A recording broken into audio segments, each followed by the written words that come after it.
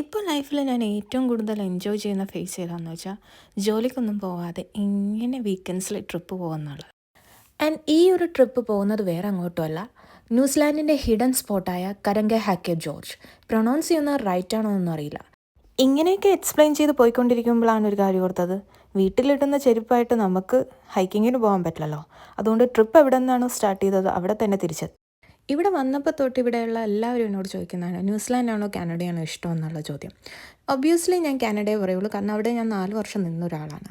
പക്ഷേ ഇവിടെ വന്ന് ഇങ്ങനെ വീക്കെൻഡ്സിൽ ഓരോ ട്രിപ്പ് കൊണ്ടുപോയി ഓരോ സ്ഥലങ്ങൾ കാണിച്ചു തരാൻ തുടങ്ങിയപ്പോൾ എനിക്കെൻ്റെ പെർസ്പെക്റ്റീവ് ചെറുതായിട്ട് ചേഞ്ച് ചെയ്യാൻ തുടങ്ങി. കാരണം ന്യൂസിലാൻഡ് അത്ര ഭംഗിയുള്ള സ്ഥലമായിട്ട് എനിക്ക് തോന്നിയിട്ടുണ്ട്. കാരണം ഓരോ ദിവസവും ന്യൂസിലാൻഡിന് ഓരോ ഭംഗിയാണ്, എസ്പെഷ്യലി ക്ലൗഡ്സ് നമ്മൾ നോക്കുമ്പോൾ. ഇവിടെ എനിക്ക് ആകെ ടഫായിട്ട് തോന്നിയിട്ടുള്ള കാര്യം ഇവിടുത്തെ മൗറി നെയിംസ് പ്രൊണൗൺസ് ചെയ്യുക എന്നുള്ളതാണ്. ഹോക്കി എന്ന് പറയുന്ന ഒരു ഡിസ്ട്രിക്റ്റിലാണ് ഈ കരംഗെ ഹാക്കെ ജോർജ് എന്ന് പറയുന്ന പ്ലേസ് സിറ്റുവേറ്റ് ചെയ്യുന്നത്. ഓക്ലാൻഡിൽ താമസിക്കുന്നവർക്ക് വെറും 2 മണിക്കൂർ ഡ്രൈവേ ഉള്ളൂ കരംഗെ ഹാക്കെ ജോർജ് എന്ന് പറയുന്ന പ്ലേസിലേക്ക്. ഇവിടെ നമുക്ക് കുറേ കാര്യങ്ങൾ ചെയ്യാനുണ്ട്. അതിൽ ഞാൻ ഇവിടെ 3 കാര്യങ്ങളെ ചെയ്തുള്ളൂ.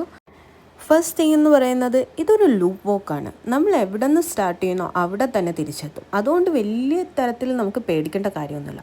പിന്നെ ടോർച്ച് അഡ്വൈസബിൾ ആണ്, കാരണം ഈ ഒരു വാക്കിൽ നിങ്ങൾക്ക് കാണാൻ പറ്റും, നമ്മൾ ചില സ്ഥലങ്ങളിൽ എത്തിക്കഴിയുമ്പോഴേക്കും ഒട്ടും തന്നെ വെളിച്ചം കയറാത്ത പ്ലേസ് ആയിരിക്കും. അവിടെ നമുക്ക് മൊബൈലിന് എത്രത്തോളം ആശ്രയിക്കാൻ പറ്റുമെന്നറിയില്ല. ആ ഒരു ടൈമിൽ നമുക്ക് ഒരു ടോർച്ച് വളരെ അത്യാവശ്യമാണ്. കരംഗെ ഹാക്കെ എന്ന് പറയുന്ന ഒരു മൗറി നെയിമാണ്. അത് ഞാൻ ചുമ്മാ ഗൂഗിളിൽ ട്രാൻസ്ലേറ്റ് ചെയ്ത് നോക്കിയപ്പോൾ അതിൻ്റെ മീനിങ് കിട്ടിയത് A call from others side. ഈ ഒരു പ്ലേസിൽ വന്ന് നിൽക്കുമ്പോൾ ഇതിൻ്റെ മീനിങ് എത്രത്തോളം ഈ സ്ഥലത്തിന് ചേരുന്നുണ്ടെന്ന് നമുക്ക് മനസ്സിലാകും. And if you really loves in nature or a abandon places, Karange Hakke is one of the best choice എന്നേ എനിക്ക് പറയാൻ പറ്റുള്ളൂ. ഒരു ഹൈക്കിംഗ് ഷൂസ് എന്തായാലും നിർബന്ധമാണ് കേട്ടോ. ഈ ഒരു ബ്രിഡ്ജാണ് ഈ കരംഗെ ഹാക്കേൻ്റെ എൻട്രി കൊടുക്കുന്നത്. ഇവിടെ ഓരോ സ്ഥലത്ത് ചെല്ലുമ്പോഴും നമ്മൾ അവിടെയുള്ള ബോർഡ് വായിച്ച് നോക്കണം, കാരണം ഇപ്പോൾ ഉള്ള ഓരോ കെട്ടിടത്തിൻ്റെ ബേസ് മാത്രമേ നമുക്ക് ഈ ഒരു സ്ഥലത്ത് കാണാൻ പറ്റുള്ളൂ. കാരണം ഇത് വർഷങ്ങൾക്ക് മുന്നേ ഉള്ള സംഭവമായതുകൊണ്ട്. ആൻഡ് അവരുടെ ആ ഒരു അറേഞ്ച്മെൻറ്റ്സും എല്ലാം കാണുമ്പോൾ നമുക്ക് ഭയങ്കര അത്ഭുതം തോന്നും. ഒരു മാജിക്കൽ പ്ലേസ് എന്നൊക്കെ പറയാൻ പറ്റില്ലേ. ആൻഡ് കുറച്ചൊരു സ്കെയറിയാണ്. ഇതെൻ്റെ ഫസ്റ്റ് ഹൈക്കിംഗ് ആയതുകൊണ്ടായിരിക്കും എനിക്കത് ഫീൽ ചെയ്യുന്നത്. നോർമലി ഹൈക്ക് ചെയ്യുന്നവർക്ക് അത്രയും സ്കെയറി ആയിട്ട് തോന്നാൻ സാധ്യതയില്ല.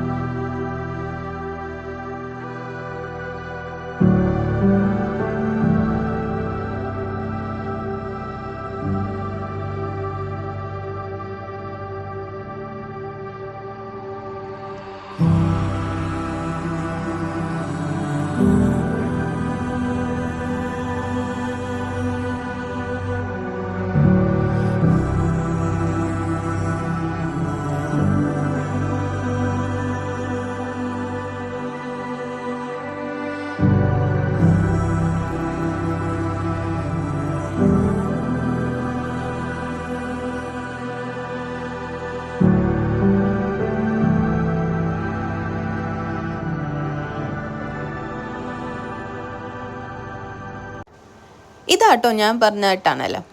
1 കിലോമീറ്ററേ ഉള്ളൂ. സൈക്കിൾ ആക്സസും ഉണ്ട്. നമുക്കൊരു സൈക്കിൾ ഉണ്ടെങ്കിൽ നന്നായിട്ട് എൻജോയ് ചെയ്യാൻ പറ്റിയ ടണലാണ്. പക്ഷെ നടക്കുന്നവർക്ക് കുറച്ച് ടൈം എടുക്കുന്ന ഒരു ആക്ടിവിറ്റി ആയിട്ട് എനിക്ക് തോന്നിയിട്ടുണ്ട്. കാരണം നമുക്ക് കയറുമ്പോൾ തന്നെ ആ അറ്റത്ത് ആ വെളിച്ചം കാണാം ഈ ടണലിൻ്റെ.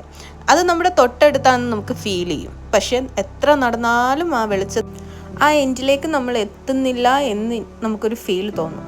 അത് എനിക്ക് മാത്രമല്ല കേട്ടോ, എൻ്റെ കൂടെ വന്ന അമലിനും തോന്നി. ഓപ്പോസിറ്റ് വരുന്ന നമുക്ക് കുറേ പേരെ കാണാൻ പറ്റും. അവരും സെയിം ഡയലോഗ്സ് തന്നെ അടിച്ചിട്ടായിരിക്കും പോകുന്നത്. എന്തായാലും ഇതൊരു എക്സ്പ്ലോർ ചെയ്യേണ്ട തന്നെ ടണലാണ്.